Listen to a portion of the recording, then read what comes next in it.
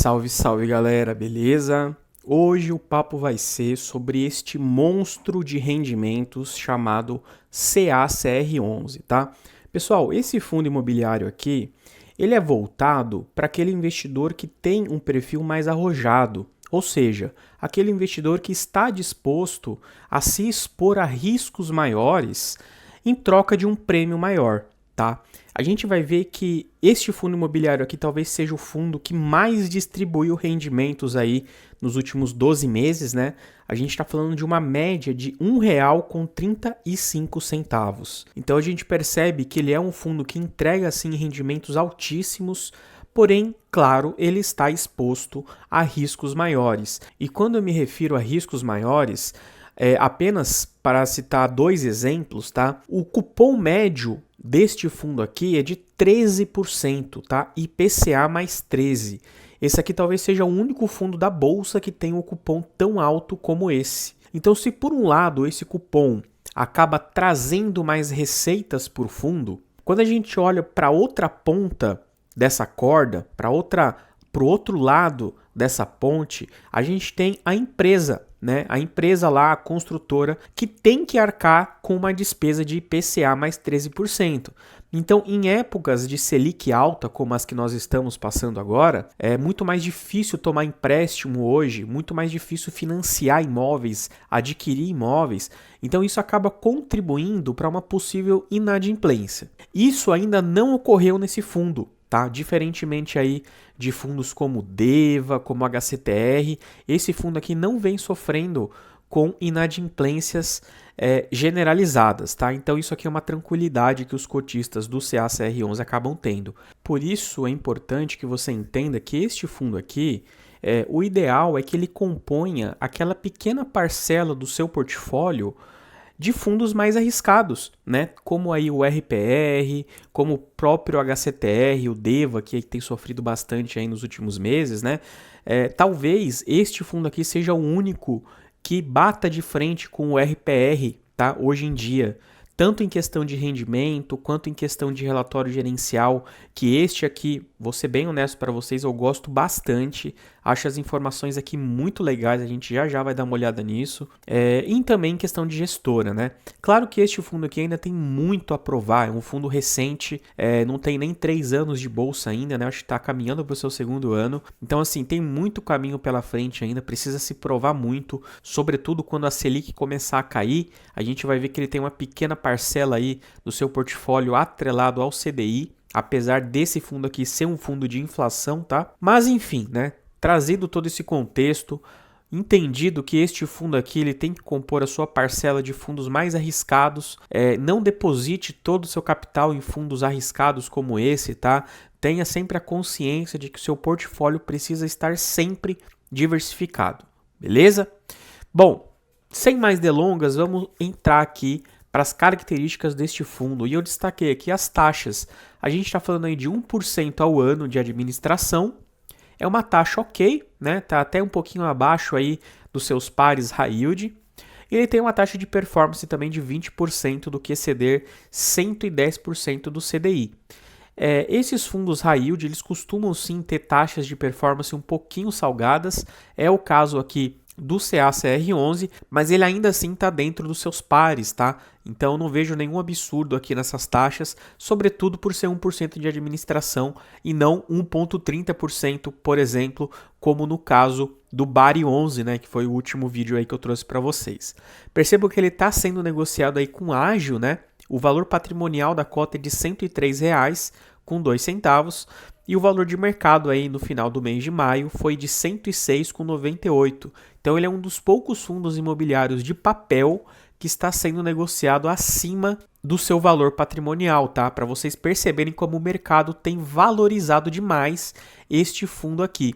E a gente vai perceber isso quando a gente descer. Eu vou até já fazer isso agora, para que a gente verifique a expansão da base de cotistas, galera. Nos últimos 12 meses, houve um incremento de 124% na base acionária desse fundo, né? Um incremento absurdo o que demonstra aí que esse fundo aqui vem ganhando cada vez mais notoriedade aí no mercado. Percebam que ele teve início lá em abril de 2021, então ele completou aí recentemente 2 anos de existência. Como eu já adiantei para vocês, é um fundo que precisa ainda se provar bastante, mas a gente percebe que houve um incremento aí muito significativo na base de cotistas, tá?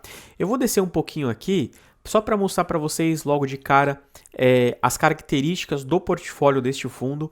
Vejam que ele tem quase 98% em CRIs, ou seja, este fundo aqui ele não investe em outros fundos imobiliários. Isso, particularmente falando, tá? Eu aqui gosto bastante. Eu acho que fundo de papel tem que ter papel, tá? E esse fundo aqui se propõe a isso. Então ele tem quase que 100% do seu patrimônio alocado em CRIs. Tá? E o restante aqui, cerca de 2%, em caixa e aplicações financeiras. Tá? Desses CRIs, pessoal, 81% estão atrelados ao IPCA, ou seja, este fundo aqui é sim um fundo inflacionário, então ele depende diretamente aí da variação do IPCA. Percebam que no início do vídeo eu falei que era de 13%, mas na verdade ele está chegando muito próximo aí de 13,11% de taxa média, né? Surreal, absolutamente surreal essa taxa aqui. E o CDI, a parcela de CDI que ele possui, tem um cupom aí em média de 7,20% ao ano, o que também é bastante elevado, considerando o atual patamar do CDI, tá? Então percebam que é um fundo sim, que tende a entregar rendimentos altíssimos, e como eu já adiantei para vocês, por outro lado, isso acaba expondo o fundo a riscos de inadimplência, que apesar de ainda não terem ocorridos, podem vir a ocorrer, beleza? Agora voltando aqui em cima, pessoal, que eu acabei pulando, né, para a gente falar sobre o crescimento da base acionária, eu queria falar com vocês sobre esse gráfico aqui, tá? Isso aqui é bem legal, porque olha só, o último rendimento distribuído pelo fundo foi de R$ 1,52, né? Olha só que porrada, R$ 1,52 por cota, o que corresponde aí a 142,3% do CDI, desconsiderando aí o imposto de renda, né? Que no caso aqui dos fundos imobiliários não existe. O yield acumulado dos últimos 12 meses está em 16,47, o que também é altíssimo, tá? É muito alto esse yield aqui. E aqui do lado, pessoal, a gente tem um gráfico muito legal, que eu achei sensacional a gestão trazer essa informação desta maneira, tá? Então a gente tem aqui o resultado do mês, ou seja, o resultado que de fato o fundo deveria ter distribuído ou poderia ter distribuído. E aqui na direita a gente tem o que de fato ele distribuiu. Então eu já deixei em vermelho aqui, né, em laranja, às vezes, né, os meses, quando ele distribuiu um valor acima do valor que ele teve de resultado. Então, por exemplo, lá em junho de 22, ele teve R$ 1,34 por cota, mas ele distribuiu R$ 1,38. Por isso eu marquei em vermelhinho aqui, tá? Em laranja. Já no mês de julho de 22, ele teve R$ 1,80 de resultado, mas ele distribuiu R$ 1,52, ou seja, ele fez uma reservinha aqui. E aí vocês podem ver aqui que o fundo ele vai intercalando, né? Tem meses que ele faz uma pequena reserva, tem meses que ele utiliza a reserva, e a gente vai falar mais sobre isso quando a gente chegar ali na análise do fluxo de caixa, que como vocês sabem, na minha humilde opinião, é a informação mais relevante de todo o relatório gerencial. Beleza? Bom, descendo aqui a gente tem a expansão que eu já comentei com vocês. Aqui a gente tem os resultados, né? A DRE de regime de caixa. Eu destaquei aqui para vocês a questão do mês de maio, só que mais embaixo ali ele vai trazer o comparativo dos últimos 12 meses, o que eu acho até mais interessante. Mas olhando aqui já para o mês de maio, já para antecipar para vocês, percebam que ele teve um resultado aí de regime de caixa de R$ 2.112.000. Só que ele distribuiu R$ 2.700.000, tá? Isso correspondeu a um acréscimo na cota, ou seja, a uma utilização da reserva que ele tinha de 35 centavos. Foi uma utilização bem alta, inclusive, aqui no mês de maio, para que ele realizasse a distribuição de R$ 1,52 que a gente viu aqui em cima, né? Em contrapartida, a gente consegue ver o acumulado aqui do primeiro semestre de 2023 e a gente vê que ele teve um resultado caixa de 13.211.000 e distribuiu 13.176.000, ou seja, ele distribui sempre algo muito próximo do resultado. Não foi o caso no mês de maio, mas a gente vai ver que em meses anteriores ele acabou optando por fazer uma reserva. Então, como eu já mostrei para vocês aqui em cima, ele acaba intercalando, né? Então meses ele vai fazer a reserva, meses ele vai usar a reserva e assim vai indo durante o exercício inteiro, tá? Então ele não costuma fazer sempre reservas e ele não costuma sempre utilizar reservas. Então isso aqui acaba trazendo um certo equilíbrio para o fluxo de caixa do fundo, que eu acho bem interessante, tá? Aqui a gente vê que o resultado caixa retido que ele tem no primeiro semestre de 2023 foi de 2 centavos por cota. Então veja que ele basicamente não tem mais reserva para poder utilizar nos próximos rendimentos, tá? Então é importante que a gente veja aí qual vai ser o resultado desse fundo agora referente ao mês de junho, porque certamente esse resultado vai ser o resultado cru, né?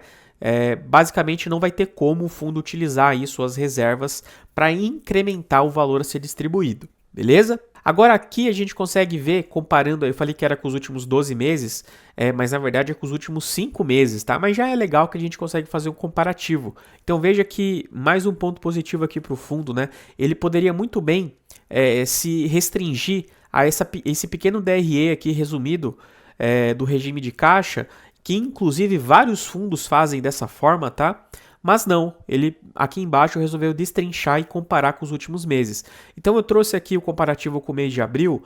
Veja que na receita de juros ele tinha 2 milhões e 100, caiu para 1.900. A atualização monetária, correção monetária, caiu de 1 milhão para 623 mil. Então veja que teve um impacto aqui significativo, né? Caiu cerca de 50% aqui essa receita. E a renda fixa dele teve até um incrementozinho aí de 30 mil reais, totalizando 80 mil no mês de maio contra 51 no mês de abril, tá?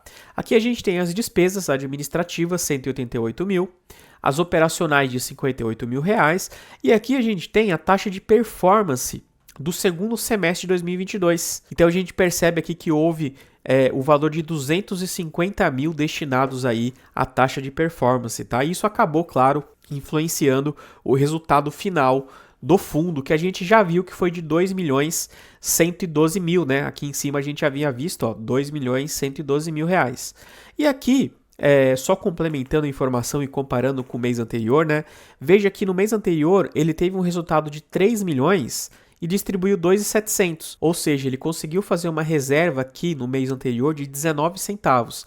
Já aqui no mês de maio, né, ele acabou utilizando a reserva de 35 centavos, parte desses 19 e parte também desses 31 centavos que ele conseguiu fazer no mês de fevereiro, porque veja que ele teve aqui um resultado caixa de 3 milhões e 100, mas ele distribuiu só 2,5, né? 2 milhões e meio.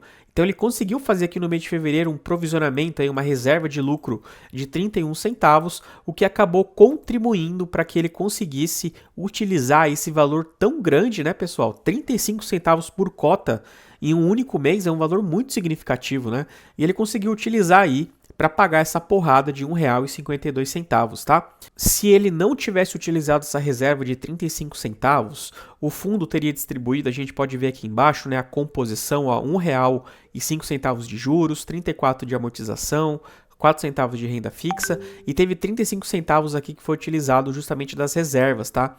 Se a gente desconsiderar esse valor, ele teria distribuído R$ 1,16, o que já é um valor acima de 1% ao mês. Lembrando que ele está sendo negociado aí na casa dos R$ 104, R$ 105 reais, tá? Mas mesmo assim ele optou por utilizar a sua reserva de 35 centavos e distribuiu essa porrada aí de R$ 1,52 que a gente havia visto.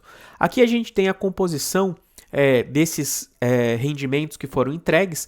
Acho que ficou bem claro, né, pessoal? Isso aqui é muito legal, é muito bom para o cotista, existe uma transparência muito grande quando a gestão traz essa composição tão destrinchada, tá? Então isso daqui é um puta de um ponto positivo para esse fundo, para essa gestão, e que eu tiro o chapéu e gostaria que outros fundos também utilizassem de informações importantes, técnicas, com o intuito de trazer transparência aí para o fundo, beleza? Aqui embaixo a gente já viu, né, a composição dos ativos. Eu destaquei aqui, já caminhando para o final do vídeo, as operações que ele possui com maior peso, né, do seu patrimônio. Então a gente tem aqui, por exemplo, este CRI com 11,50% do seu patrimônio, ou seja, é sim relevante. Existe uma concentração aqui, né? É mais uma das variáveis que eu comentei lá no início, que corroboram a questão do risco que este fundo está exposto. Porque, por exemplo, se este CRI aqui se torna inadimplente, a receita do fundo certamente vai ser impactada de uma forma muito maior. Diferentemente de outros fundos que possuem aí na sua carteira, no seu portfólio, 40, 50, 60 CRIs, né? Onde o maior peso tem 3%, por exemplo. Não, esse aqui tem 11,5%, né? Muito significativo. Seguido aí de outros CRIs com 9,16, 7,60 e 7,32. Então veja que sim, esse fundo tem uma concentração. Isso aqui é um cuidado que a gestão precisa ter, que o cotista precisa entender antes de investir. Por isso que eu falei que este fundo aqui tem que ser destinado para aquela parcela que você deixa do seu portfólio mais arriscada. É natural que você tenha ali talvez 15, 10, 5% aí do seu patrimônio alocado em ativos mais arriscados como este fundo aqui. Beleza? E pessoal, eu acho que é isso. Aqui embaixo a gente vai ter os ativos propriamente dito, né, como que está a obra, mais informações separadas de cada um desses CRIs que a gente viu aqui em cima. Acho que deu para trazer um resuminho bem completo para vocês. Espero que vocês tenham gostado desse vídeo aqui. Peço gentilmente que você deixe o seu like. Muitas vezes um like que você deixa aí no vídeo faz com que mais 20, 50, 100 pessoas consigam visualizar. Então ajuda bastante o canal aqui a crescer, beleza? Conto com o seu apoio aí, gente. Muito obrigado, até a próxima.